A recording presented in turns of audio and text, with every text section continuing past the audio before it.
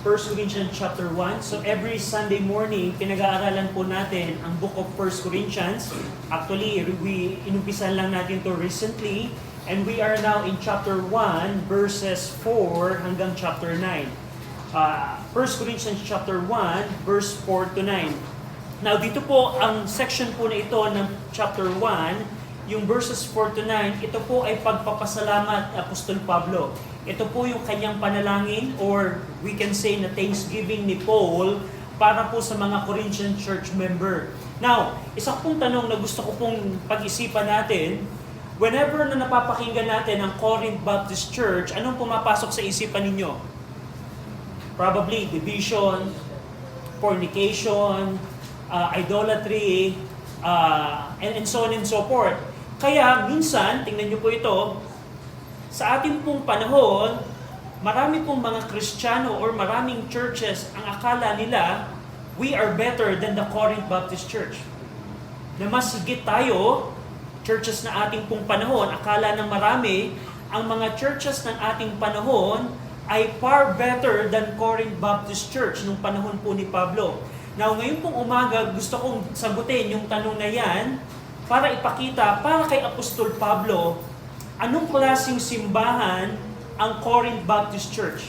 Kasi tulad ng nabanggit ko, tayo kaya ay mas higit, mas mainam, better than Corinth Baptist Church? Yun po ang sasagutin nating tanong sa umagang ito. Now, ang gagawin ko po, babasahin ko po yung verse number 4 at sundan po ninyo ako sa inyo pong mga Bible. 1 Corinthians chapter 1, verses 4, I thank my God always on your behalf for the grace of God which is given you by Jesus Christ. Tayo pong lahat ay manalangin.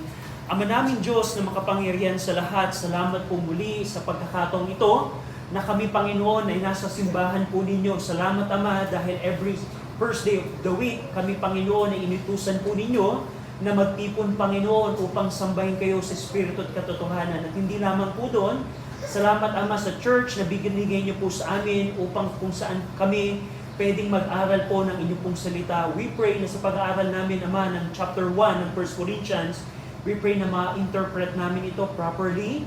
I pray na, Panginoon, na malaman namin ang mga katotohanan ng salita po ninyo at mai-apply namin, Panginoon, ito sa aming pong mga buhay. Patawarin niyo kami sa aming pong mga kasalanan. I pray na ang banal na Espiritu ang mangusap at manguna sa amin.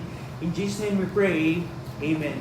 Now, tulad ng nabanggit ko po, ito pong verse 4 to 9, ito po ay pagpapasalamat po ni Pablo according or concerning sa mga Corinthian church member. At ito pong verse 4 to 9, dito po natin makikita para kay Apostol Pablo, anong klaseng mga Kristiyano, anong klaseng mga church member ang Corinth Baptist Church. At dito din po sa passage po ng scripture na ito, masasagot natin, tayo ba, ang mga churches sa ating pong panahon, mga churches ng 2026, tayo ba ay masigit sa Corinth Baptist Church? Kasi tulad ng nabanggit ko po sa inyo, nilulockdown ng mga Kristiyano ng ating panahon ang Corinth Baptist Church. Akala natin, in general, masigit kami sa Corinth Baptist Church. At titingnan natin sa umagang ito, tunay ba ang paglulockdown natin? Tayo ba talaga ay masigit sa Corinth Baptist Church? Now, dito po sa verse number 4, sabi po ni Pablo, I thank my God always on your behalf. So dito po, pinakita po dito ni Pablo, in-express po ni Pablo dito yung kanyang continual gratitude. Paano natin nasabi na continual to? Kasi yung pong word na I thank, yun po ay nasa present tense. Sa grammar, sa original Greek, yun po ay nasa present tense. Ibig sabihin, continual ang pagpapasalamat ni Pablo. At ginamitan din ni Pablo ito ng adverb na always. So pagpapakita, para kay Apostol Pablo, lagi siyang nagpapasalamat sa Diyos dahil sa mga Corinthian church member. Napansin niyo po, on your behalf.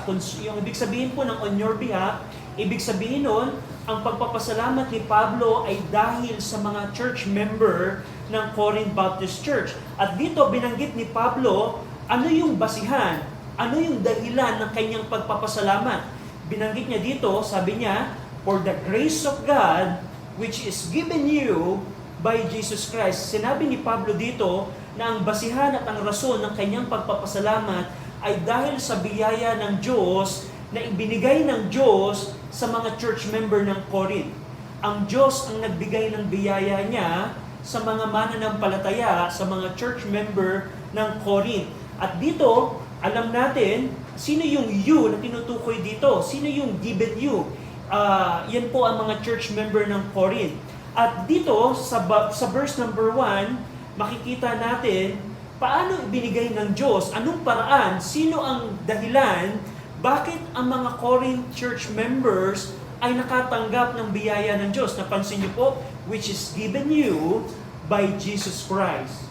Ang dahilan at ang dahilan kung bakit ang mga mananampalataya ng Corinth Baptist Church ay nakaranas ng biyaya o nakatanggap ng biyaya ay dahil po kay Jesucristo. Ang ibig sabihin po nito, apart from Jesus Christ, hindi mararanasan ng isang Kristiyano ang biyaya po ng Diyos.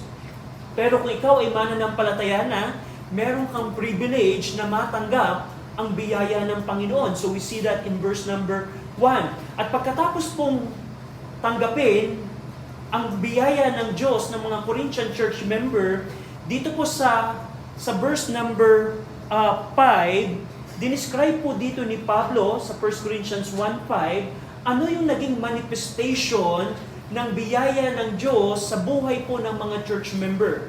Na ang biyaya ng Diyos ay natanggap nila, pero meron po itong manifestation. Paano ito gumana sa buhay po ng mga church member? Binanggit ni Paul sa verse number 5, that in everything ye are enriched by Him, in all utterance and in all knowledge. Dito po binanggit ni Pablo na ang mga mananampalataya po ay enriched. Ibig sabihin po ng enriched, ang ibig sabihin nito mayaman or wealthy.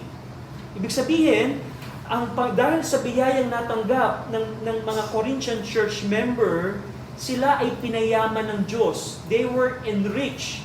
At ito pong enriched po na ito, saan sila yumaman? Napansin niyo po, ano yung scope ng kanilang kayamanan? In everything. Sa lahat ng bagay, in everything, sabi ni Pablo, ye are enriched by Him. Sa pamamagitan ni Jesus Christ, dahil kayo ay na kay Kristo, dahil kayo mananampalataya at natanggap nyo ang biyaya ng Diyos, kayo ay pinagyaman ng Diyos. You were enriched. Sa lahat, saang bagay, Brother RJ? Sa lahat ng bagay.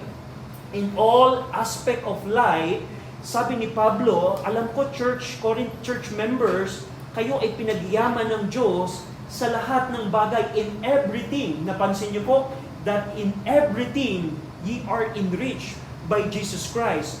Pero, napantingnan niyo po ito, hindi lamang sila pinagyaman sila ng Panginoon sa lahat ng bagay, pero in-specify po dito ni Pablo ang dalawang areas ng buhay po nila na mayaman ang Corinth church member. In everything, napansin niyo po yun sa verse 5, pero sa huling bahagi ng verse 5, they were enriched in all utterance and in all knowledge. Now, yung utterance po na tinutukoy po dito, all utterance, ibig sabihin po niyan, ay sa kanila pong mga pagsasalita. Ang word na utterance po dito, ito po yung nagpapakita ng kanilang doktrina, ng kanilang pagtuturo, at ng lahat ng kanilang pagsasalita. Yung pong word na all utterance, meron po itong idea na ang mga Corinthian church member, mayaman sila sa pag-i-express ng katotohanan. Mayaman sila sa pagsasalita, pagtuturo, pagsasalita, pagbibigay ng testimony, pangangaral publicly, pagtuturo sa ibang tao ng katotohanan. They were rich. Mayaman sila. Now, katanong ko po sa inyo, if you think that if you're better than Corinthian church member, are you rich in all utterance? Kaya mo bang i-express ang katotohanan sa taong nasa harap mo? Kaya mo bang i-express sa pamamagitan ng Word of God? Kaya mo sa pamamagitan ng iyong utterance? Kaya mong ipakita na, kaibigan, ito ang kailangan mo according sa Word of God. Kaya mo ba? Meron ka bang capability na magturo sa ibang tao? Meron ka bang capability na kapag ka may kaharap ka na lost sinner, kaya mong i-present ang ebanghelyo sa tao yun? Do you have that? The Corinthian church member, they were rich. Hindi lamang meron silang kakayanang mag-utter, sabi ni Pablo, they were rich, they were wealthy. Yung pong ibig sabihin ng enrich, mayaman. At dito, sabi ni Paul, they were rich in all utterance. Hindi lamang po sa all utterance. Pag sinabi pong utterance, tandaan niyo po ito na ito po ay nagpapakita na kaya nila, may abilidad sila na i-express ang katotohanan. And you can see sa chapter 14, paano po nila ginagawa yon. May mga church member na nagpa-prophesy, may mga church member during the church service nila, may nagpa-prophesy, may nag-i-interpret, may mga nagtatangs, at lahat po ng yun ginagawa nila for the edification ng church member.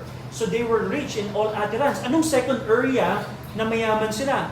They were enriched in all knowledge. Now, ito pong all knowledge po na ito po yung merong idea na meron silang kakayanan na ma-comprehend ang katotohanan. Now, tanong ko po sa inyo, if you think that you're better than the Corinthians, are you rich in all knowledge? Mayaman ka ba sa lahat ng kaalaman? Because the Corinthians, sabi ni Pablo, mayaman sila sa lahat ng kaalaman. O probably, alam nila ang book of Zephaniah.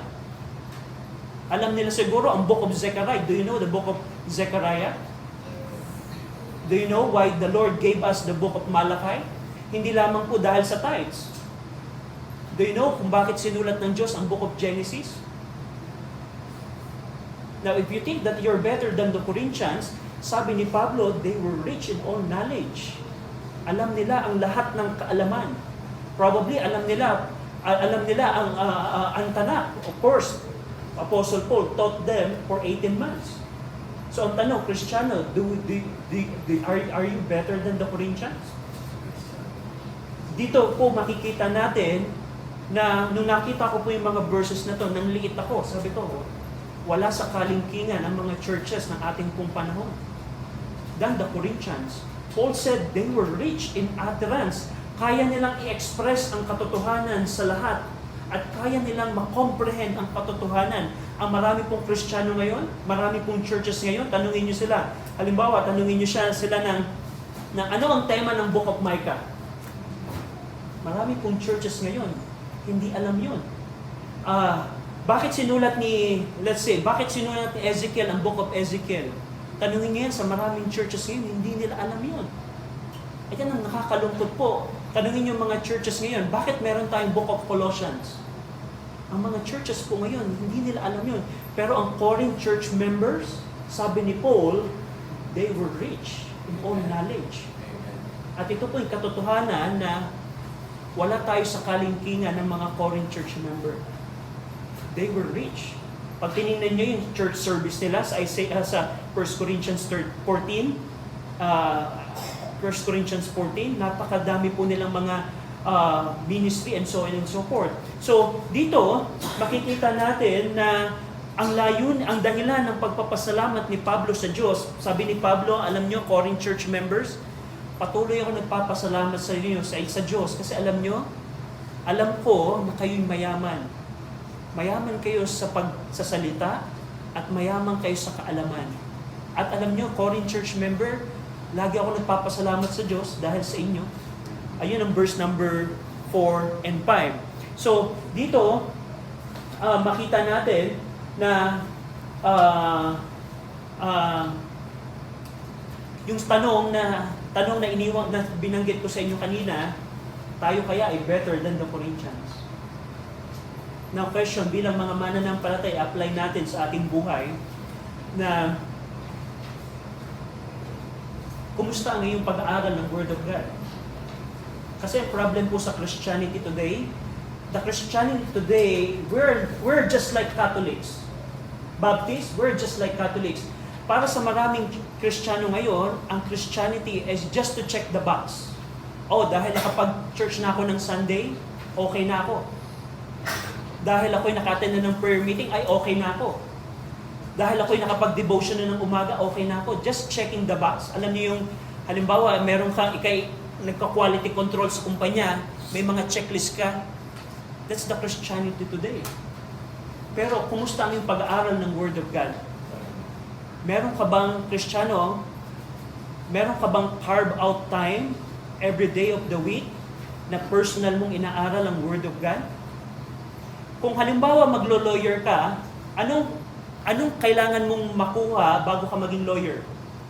Kailangan mo muna mag-aral ng ilang taon. Makapasa ng board exam. Kung ikaw ay magdodoktor, of course, mas mahirap din yun. Para ikaw ay maging engineer, pwede ka bang pumasok na lang sa kumpanya na wala kang pinag-aralan? Natanong ko po sa inyo, kung ang mga secular jobs na meron tayo, meron silang matinding pag-aaral para sila ma-attain yung profession na yon, sa tingin ninyo, ang pagiging husband, kailangan pag-aralan? Ang pagiging wife, kailangan pag-aralan? Saan kaya natin malalaman? Anong manual na ibinigay ng Diyos kung ikaw ay magiging husband or magiging wife in the future? This, the book. Pero tanong, especially sa mga young people na future wives, magiging future wife, are you preparing to become a wife? To become a wife in the future? Are you studying this word? Meron ka bang personal na pag-aaral? Ang nakakalungkot po sa maraming Kristiyano po ngayon, wala pong personal study ang maraming Kristiyano. That's the reality. Wala pong personal study. What do you mean, Brother RJ, personal study? Hindi, nagdi-devotion naman ako. That's not study. Reading the Bible is not study. Brother RJ, nagme-memorize naman ako. Yes, maganda, nagme-memorize ka. Pero that's not study. Ang study po is, meron kang oras na aalamin mo anong meaning ng verse na to. Marami pong Kristiyano ngayon. And even preacher, wala pong Bible dictionary. Yun pong nakakalungkot. How can you understand the word kung hindi natin to alam? So, bilang challenge ko po sa inyo, na maging katulad tayo ng Corinth church member, that we may be rich in all utterance and knowledge. Ang ating pong library, marami tayong mga books po sa library. Kung halimbawa, gusto nyo mag-aral, magkaroon ng personal study, you can borrow the book and you can use this as guideline. Halimbawa, gusto nyo bang malaman paano humawak ng pera? Brother RJ, kailangan bang malaman paano humawak ng pera? Ano ang pinakamagandang manual sa tingin ninyo para ikaw ay matutunan paano humawak ng pera? Kailangan mo bang mag-enroll ng mga courses online? No. This is the manual. The Lord gave us this book to teach us how to handle money. And based on my experience, marami pong Kristiyano ang hindi alam paano humawak ng pera. And if you want to study that, meron pong book dito, you can use it as a guide. May mga verses po ditong binanggit. Ang book na ito, pwede mong i-check sa scripture in parallel. You can do that as personal study. Instead na mag-scroll ka ng social media, what if meron kang time sa araw mo na I'll study this book. I'll study this book so that I'll be knowledgeable in handling money. Alam nyo ba kung anong mga nangyayari sa Israel ngayon? Anong mga nangyayari sa Israel ngayon? Sa timeline ng prophecy ng Panginoon, nasaan ang Israel ngayon? Marami pong Kristiyano ngayon hindi aware sa programa ng Diyos para sa bayan ng Israel. You can use this book. And other books. Ang point ko po dito, bilang mga mananampalataya, nawang magkaroon tayo ng eagerness na malaman ang salita ng Diyos. Huwag tayong maging kontento since nakatenda ako ng church, okay na ako. You're not okay. Do you know how to become a godly wife? Do you know how to become a godly husband? Wala kang book na makikita sa buong mundo kundi ang Word of God. Ang tanong, pinag-aaralan mo ba? Amen. Tayo po meron po tayong Bible Institute. We have New Testament survey at meron tayong Old Testament survey. Yun po ay available anytime. Pero pwede nyo po itong i-take. Kung halimbawa, gusto nyong malaman, maging aware kayo, ano yung overview ng Old Testament at ng New Testament, you can take that course in our online institute. And so on and so forth. Pero, ang gusto ko pong makita natin bilang mga mananampalataya, dapat bawat isa sa atin ay pilitin nating lumago at maging mayaman sa kaalaman. Katulad ng mga Corinthian church member, they were rich. Tanong Kristiyano, saan ka mayaman? Mayaman ka ba sa pag-i-express ng truth? Pag may taong nakasalumuha ka, nakita mo na lost sinner yon, kaya mong ituro sa Word of God. Alam mo kaibigan, kailangan mo ang ebanghelyo. And by the way, anong ebanghelyo? And so on and so forth. So, we see that in verse number 4 and 5, kung paano nagpapasalamat si Pablo para sa mga Corinthian church member. So, sa verse number 6, ipinagpatuloy po niya dito yung kanyang pagpapasalamat. Ang nasabi ni Paul sa verse number 6, even as the testimony of Christ was confirmed in you. So dito, nagpatotoo po si Pablo na nakita niya at nasaksihan niya, na-confirm niya, habang pinagmamasdan ang mga church member ng Corinth, sabi ni Pablo, ang testimonya ni Kristo, ang mga patotoo ni Kristo ay na-confirm sa inyo. Ano ibig sabihin ng confirm? Yung pong word na confirm dito, ito po ay merong idea na establish or na validate. Sabi ni Pablo, ang patotoo ni Kristo ay napatunayan sa inyo. Now, bilang mga Kristiyano, meron kayang testimony ang inyong mga magulang sa inyong buhay? Patotoo ni Kristo ay na-confirm na sa inyo? Ibig sabihin, nakikita ba ang patotoo ni Kristo sa buhay ninyo? Halimbawa, sa inyong trabaho, nakikitaan ka ba ng patotoo ni Kristo? Sa inyong eskwela, sa inyong tahanan, nakukonfirm ba ang patotoo ni Kristo? Ito pong word na confirm, ang sabi dito ni Pablo, nakita ni Pablo at nasaksihan ni Pablo at alam ni Pablo na ang testimonya ni Kristo ay napatunayan sa kanilang buhay. Ibig sabihin, yung kanilang pananampalataya ay nakikita sa kanilang buhay. So yung kanilang patotoo kay Kristo, yung patotoo ni Kristo, ito ay na-validate sa kanilang buhay. At dito po sa verse number 6, dito nyo po makikita na alam ni Pablo na ligtas ang mga church member ng Corinth. Kasi tingnan nyo po, Brother RG, may division, may fornication, may idolatry sa church, pero ligtas kaya ang Corinth church member? Para kay Pablo, alam ni Pablo na ligtas ang mga Corinthian church member. Bakit? Kasi sabi niya, the testimony of Christ was confirmed in you.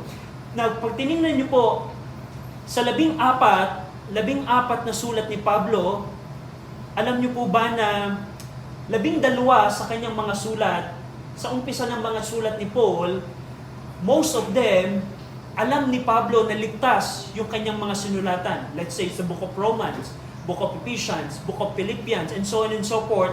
12 po sa 14 na sinulat ni Pablo, including the Book of 1 Corinthians, alam ni Paul na ligtas yung kanyang mga sinusulatan. Ibig sabihin, mananampalataya, may buhay na walang hanggan, at alam niyo po ba na merong 2 books lamang na sinulat si Pablo na hindi siya kumbinsido na ligtas ang kanyang mga sinulatan.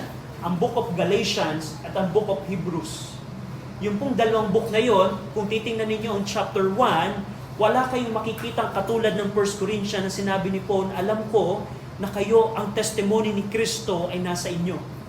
Kasi ano ba ang problema ng mga Galatian church member? They have the another gospel.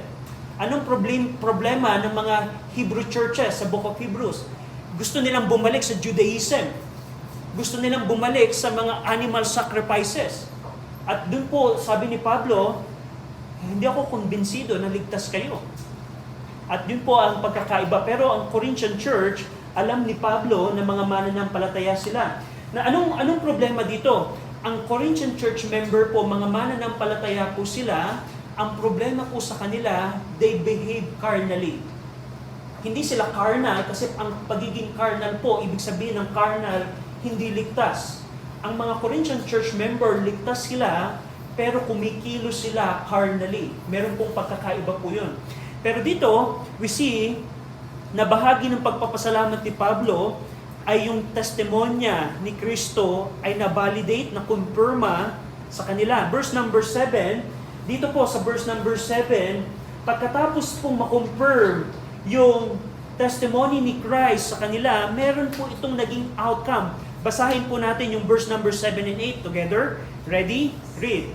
So, behind no gift, waiting for the coming of our Lord Jesus Christ, who shall also confirm you unto the end, that ye may be blameless in the day of our Lord Jesus Christ. So dito, mapapansin niyo po sa verse number 7, nagpakita po si Pablo ng dalawang outcome. Nung ang testimony ni Kristo ay nakumpirma sa kanila, nagkaroon po ito ng dalawang outcome sa kanilang mga buhay o resulta. Yung una, so that ye come behind in no gift. Ibig sabihin nito, yung unang outcome po dito, ang mga mananampalataya po sa Corinth, sila po ay hindi po nagkukulang sa mga regalo. Brother Archie, ano yung gift na tinutukoy dito? Ito ba ay paragi silang Merry Christmas and Happy New Year, nagbibigay sila ng regalo? No. Yung pong gift po dito na tinutukoy, ito po yung spiritual gift ng Panginoon na binigay po sa kanila. Ang sabi ni Pablo, ang mga mananampalataya sa Corinth, they were not lacking in any gift, in any spiritual gift. Yung gift po dito ay nagpapatungkol po ito sa spiritual gift na ibinigay ng Diyos sa bawat mananampalataya. Now, tanong, bilang mga mananampalataya, are you thinking, iniisip mo pa rin ba na we are better than the Corinthians? Alam niyo po ba na ang mga Corinthians, hindi sila nagkukulang sa mga spiritual gifts? Tanong ko po sa inyo, bilang Kristiyano, do you know your spiritual gift? Alam niyo po ba, ang Scripture ay nagtuturo na bawat isa po sa atin, kung ikaw ay Kristiyano, kahit hindi po Kristiyano, ay meron pong gift na ibinigay ng Panginoon. Ang nangyayari po, pag ang tao po ay nagsisit na ng palataya, yung gift naturally na binigay sa kanya, ang banal na Espiritu ang kikilos po noon upang ma-improve yung gift na yun sa kanyang buhay. Now, tanong, ang mga Corinthian church member, they were continually not lacking. Hindi sila nagkukulang sa mga spiritual gift. Anong ibig sabihin nito, Brother RJ? Lagi nilang ginagamit ang spiritual gift for the edification of the church. Lumalago sila sa spiritual gift. Lumalago sila sa operation at saka administration ng spiritual gift. You see that in chapter 12. Ang challenge ko po sa inyo, do you know your spiritual gift? Anong implikasyon nun, brother? Go over, for example, sa chapter 12. Tingnan niyo po ito. Sa chapter 12, verse number 1. Sabi dito ni Paul, now concerning spiritual gifts, yung spiritual gifts na tinutukoy po dito, ito po yung same gift na binanggit ng chapter 1. Sabi dito ni Paul, now concerning spiritual gifts, brethren, I would not have you ignorant. Sabi ni Paul, sa pag-uusap ng spiritual gift, alam niyo mga mananampalataya, ayaw ko kayong maging ignorante. Now, tanong mga mananampalataya, ang Corinthian church member, they were not lacking in any spiritual gift. Ang tanong, are you growing in using the spiritual gift that God gave to you? O ang tanong, probably, alam mo ba ang spiritual gift mo? Brother RJ, ito ba yung dancing? Kasi magaling ako magsayaw sa school. Ay, ito ba yung singing, Brother RJ? Kasi meron akong talent, kaya kong kumanta ng soprano at the same time kumanta ng tenor. No, that's not the spiritual gift. Tingnan niyo po sa Romans chapter 12, ito po yung spiritual gift na tinutukoy po dito. Ang Panginoon po, through the Scripture, binigyan tayo ng light. Ano yung mga spiritual gift na binigay ng Diyos? Sa Romans chapter 12, nung sinulat po ni Paul ang Book of Romans sa mga Roman churches, inilista po niya yung 7 spiritual gift na ibinigay po ng Diyos sa bawat tao. Bawat tao po ay meron po nito. At kung ikaw ay Kristiyano, ito pong gift na ito ang natural na ginagamit ng Banal na Espiritu upang makapaglingkod ka sa Panginoon. Tingnan niyo po. Go over in Romans chapter 12, verse number 6. Having then gifts differing according to the grace that is given to us, whether prophecy, let us prophesy according to the proportion of faith, or ministry, let us wait on our ministry, or he that teacheth on teaching, or he that exhorteth on exhortation, he that giveth, let him do it with simplicity, he that ruleth with diligence, and he that showeth mercy with cheerfulness. Ito po ang 7 gifts na binanggit. Meron pong gift of prophecy. Si Apostol Pablo, sinabi niya na meron siyang gift of prophecy. Meron din po ditong gift of ministry, gift of teaching, gift of exhortation, gift of giving, and gift of ruling, and gift of mercy. Tanong Kristiyano, dito sa 7 gift na ito, anong meron ka? Unang challenge ko po para sa mga mananampalataya, alamin natin po ano ang gift na meron tayo. Ano yung naturals para sa'yo? Dito sa 7 ito, anong natural sa'yo na alam mo na effective ka pag ikaw ay naglilingkod sa Panginoon? Yung prophecy, more on ito preaching. Si Apostol Pablo po, meron siyang gift of prophecy. Hindi ito yung prophecy na kaya mong mahulaan ang mangyayari. Ito pong prophecy na ito pong gift of prophecy, meron kang desire at merong natural para sa iyo na itama ang mali ng ibang tao. Rebuking. I think Brother William has a gift of prophecy. I think. Kasi napakinggan ko yung street preaching niya nung isang araw. Yung kanyang boldness na sabihin sa tao ang kanilang mali. That's a natural sa kanya. And I think merong gift of prophecy si Brother William. And may mga Kristiyano na ako, para sa akin, gusto ko na parusahan na kagad ang sinning church member, pero may mga Kristiyano na may mercy. Yun po ay gift of mercy. And so on and so forth. So, ano ang implication nito, Brother RJ, sa ating buhay? Kung ang mga Corinthian church member, they were not lacking in any gift, how about you, Kristiyano? Unang admonition ko po sa inyo, alamin natin po, Kristiyano, anong gift na meron tayo? Dito sa 7 ito, ano yung gift na meron ka, na binigay ng Diyos, na effectively ginagamit ng banal na Espiritu sa buhay mo sa paglilingkod sa Panginoon.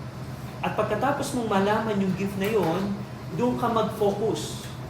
Doon ka mag-focus sa paglilingkod sa Panginoon. Halimbawa, meron kang gift of ministry, na mas gusto mo, ayaw mo yung magtuturo, pero mas gusto mo na ikaw na yung maglilinis, ikaw yung maglilingkod sa kapwa mananampalataya, meron kang gift of ministry, doon ka magpagamit sa Panginoon. And so on and so forth. So, dito, we see ng mga Corinthian church member, they were not lacking. Go over, for example, sa 1 Corinthians 12. Tingnan niyo po yung mga gifts na meron sila. Sa 1 Corinthians 12, now, wag po kayong malito dito kasi sa Romans chapter 12, nadoon po yung listahan ng mga spiritual gift.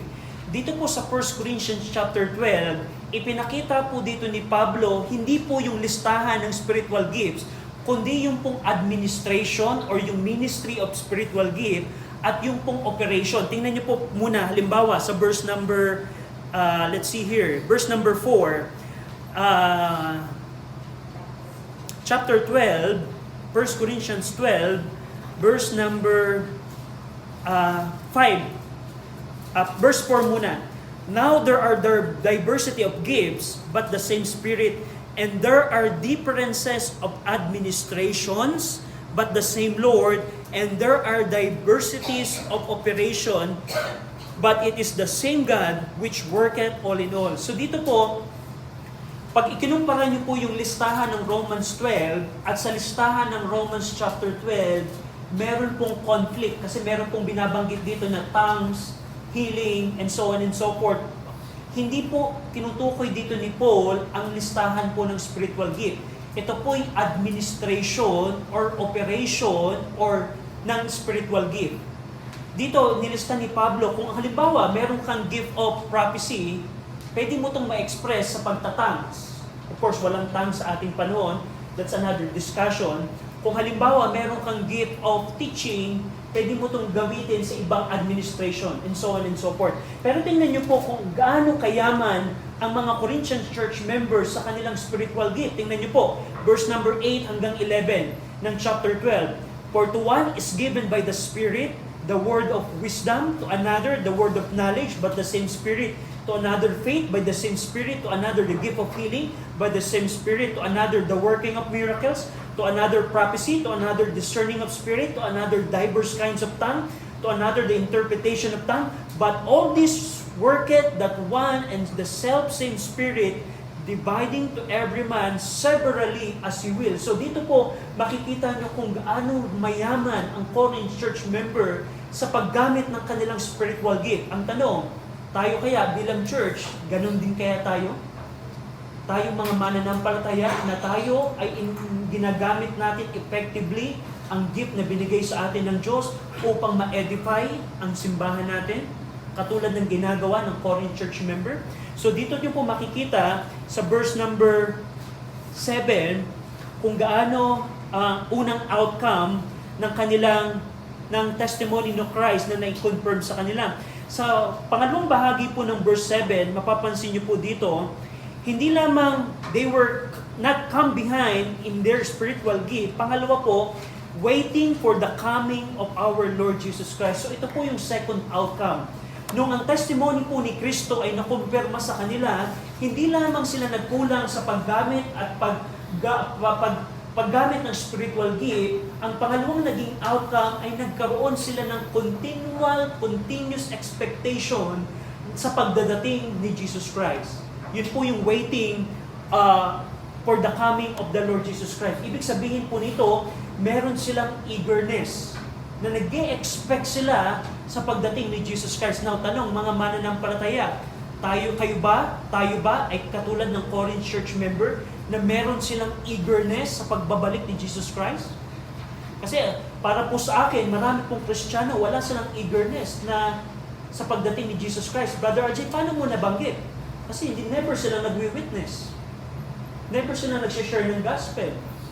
Kung ikaw talaga ay naghihintay at alam mo na parating na ang Panginoong Kristo, dapat nakikita to sa iyong paglilingkod, sa pagbabahagi mo ng Word of God sa iba.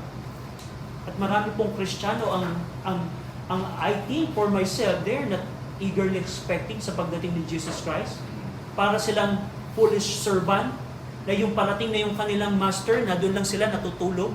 Pero yung ibang servant, meron silang naganda sila ng langis sa pagdating ng kanilang master.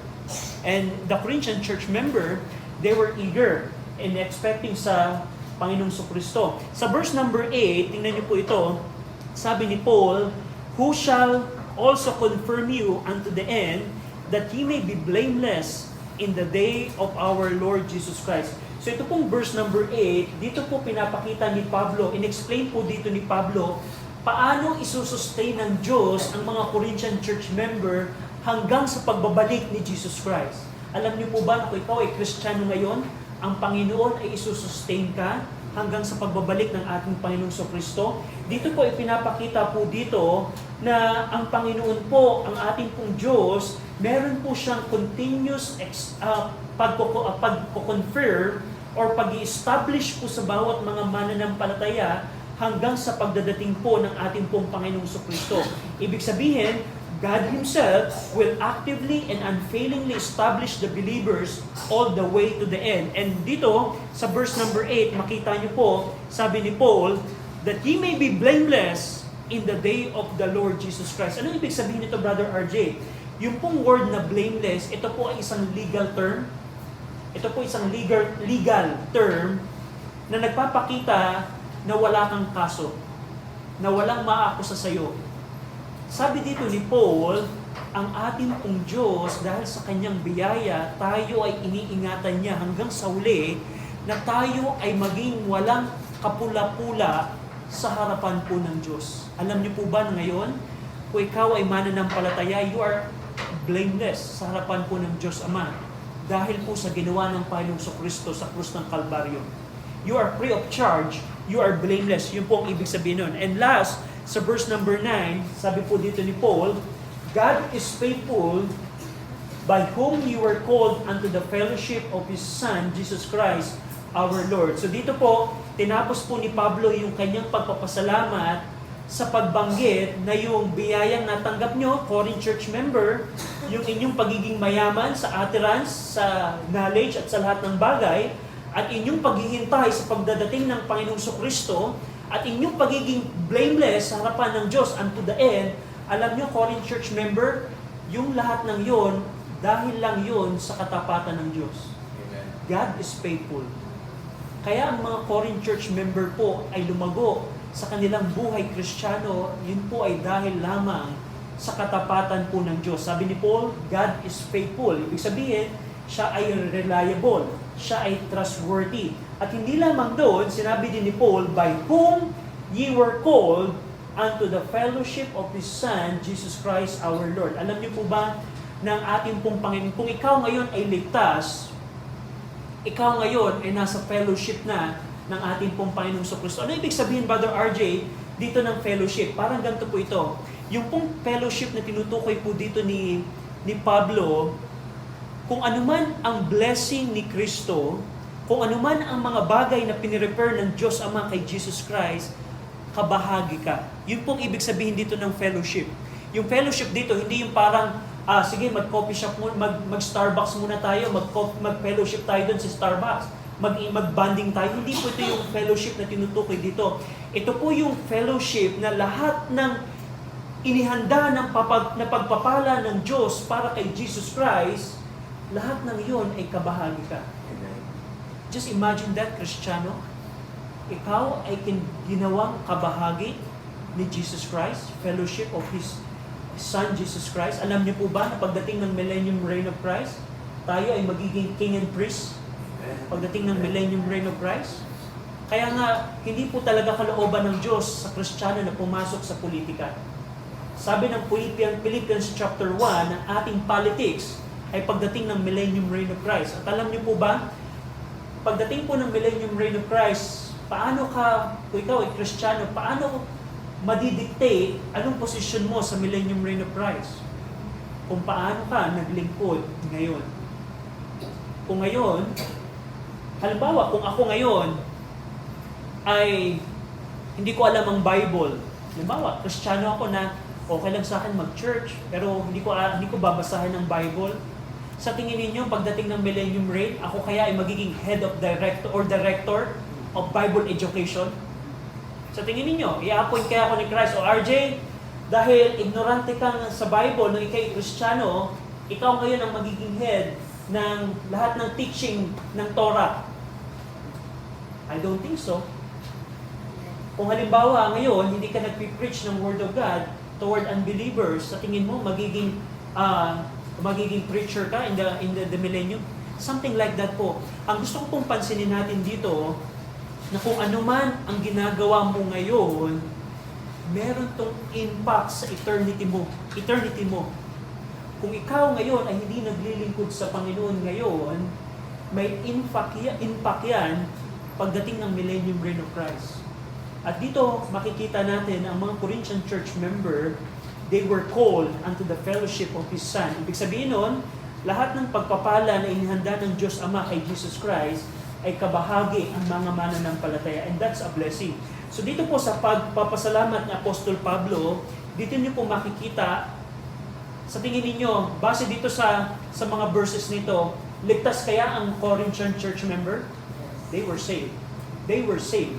Pero kahit sila ligtas, nagbe-behave sila carnally, and we're going to see later on yung mga division, fornication, and so on and so forth. So, bilang pagtatapos po, bilang challenge, gusto ko pong tingnan natin, kumusta tayo sa timbangan ng church ng Corinth? Kung ikukumpara kaya natin ang ating buhay, kasi tulad ng una kong tanong sa inyo, most of us siguro, we think we are better than the Corinthians. The Corinthians, no? Ano sila? Carnal sila. May division sila, and so on and so forth. Pero kung titingnan po ninyo, para kay Pablo, meron siyang dahilan bakit siya patuloy na nagpapasalamat sa Diyos. We don't know. Probably sa prayer life ni Paul, lagi niyang binabanggit, Panginoon, salamat sa iyo. Kasi ang mga Corinthian church member, ito yung katangian nila. Ang tanong, Kristiyano, ikaw at ako, kumusta tayo kumpara sa mga Corinthian church member? Tulad ng nabanggit ko po sa inyo, bilang challenge ko po sa inyo, I hope na bawat isa po sa atin ay magkaroon ng personal study. You can take one book. Halimbawa, you can study the book of Ephesians by yourself. Pwede kang gumamit ng mga Bible dictionary, alamin ano ang book of Ephesians. You can study, let's say, the book of Genesis, and so on and so forth. Ang mahalaga, magkaroon tayo ng patuloy na paglago sa Word of God. At kumusta ngayong utterance? Ang mga Corinthians, mayaman sila sa knowledge, mayaman din sila sa pagsasalita. Kumusta ang utterance mo, Kristiyano? Kung halimbawa, nasa school ka, meron ka bang pagsasalita na, alam mo, kaibigan, you need the Lord Jesus Christ. Ang mga Corinthians, mayaman sila sa pagsasalita. Kumusta kaya tayo? Meron kaya tayong willingness or ability na ituro ang Word of God sa taong nasa harap natin, whether ito ay ligtas o hindi ligtas? That's the challenge na kailangan nating makita. Tayo pong lahat ay mag-pray. Ama namin Diyos na makapangyarihan sa lahat. Salamat Panginoon sa inyo pong salita na nakita po namin. Salamat Ama sa Corinthian Church member na nakita namin na kami Panginoon ay nanliit. Kami Panginoon ay wala pong mapagmamayabang. Pero salamat dahil po sa Corinthian Church member, nagkaroon kami Panginoon ng challenge na sa aming pong panahon na pwede nyo kaming tulungan na malumago sa Word of God at sa pagsasalita. Sa ngalan po ng aming pong Panginoong Kristo, ito po ang aming samot panalangin. Amen.